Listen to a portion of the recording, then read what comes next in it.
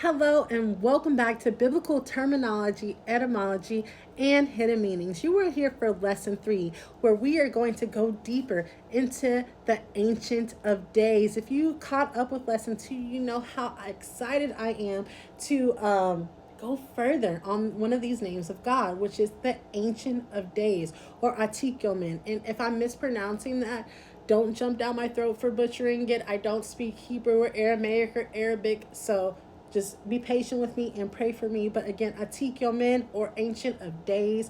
And I'm going to get right into what this name means. I'm excited. Let's go. So, the Ancient of Days. The Ancient of Days is a powerful and unique name for God found in the Bible, specifically in the book of Daniel 7:9-14. This term describes God's eternal nature, divine authority, and role as the ultimate judge over history and the nations. So again, that biblical reference for Ancient of Days comes from the book of Daniel 7:9-10, and it reads as follows. As I looked, thrones were set in place, and the Ancient of Days took his seat. His clothing was as white as snow. The hair of his head was like pure wool. His throne was flaming with fire, and its wheels were all ablaze. A river of fire was flowing, coming out from before him. Thousands upon thousands attended him. 10,000 times 10,000 stood before him. The court was seated, and the books were opened. So we're going to get into the meaning and the symbolism. 1, the eternal nature of God. So the phrase Ancient of Days, the phrase Ancient of Days emphasizes God's timeless existence.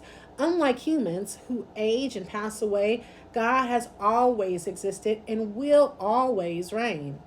This reflects Psalms 90:2. Before the mountains were born, or you brought forth the earth and the world, from everlasting to everlasting, you are God. This also speaks to God's divine authority and judgment. In Daniel's vision, God is seated on a throne of fire, symbolizing his holiness, righteousness, and power over all nations. The phrase, the books were open, suggests divine judgment, where all deeds are accounted for. This aligns with Revelation 20:12, which speaks of judgment before God's throne. So, the connection to Jesus and the Messianic prophecy.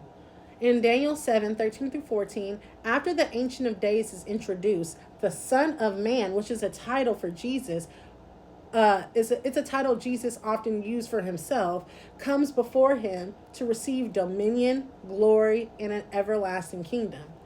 This passage is seen as a prophecy about Jesus Christ's divine authority and his role in establishing God's eternal kingdom. So how can we apply this and reflect on this, okay? I want you to sit with these questions. How does the name Ancient of Days strengthen our understanding of God's eternal nature?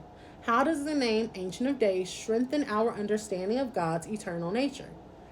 How does recognizing God as the sovereign judge impact the way we live our lives? How does recognizing God as the sovereign judge impact the way we live our lives?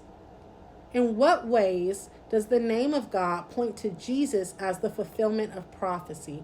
That one is important. That one I feel like you really need to sit with and dig deep on and really call the Holy Spirit in for it. Again, in what ways does the name of God point to Jesus as the fulfillment of prophecy? In what ways does this name of God, Ancient of Days, point to Jesus as the fulfillment of prophecy? By studying the Ancient of Days, we gain a deeper appreciation for God's unchanging power, wisdom, and authority over all creation. It reminds us that he is both the beginning and the end, Alpha and Omega, ruling with perfect justice and righteousness. This is why it is one of my favorite names of God. I encourage you guys to do your research, lean into it, become familiar with it. Again, this was the Ancient of Days, Attiq Yomin. Again, don't get me for the pronunciation. I don't speak Arabic, Aramaic, or Hebrew. Pray for me. But again, thank you so much for allowing me to bring you this lesson. And I cannot wait. I cannot wait to see your answers and your engagement in the discussion board comments below. Make sure you drop them in there. And I will see you all for lesson 4. God bless.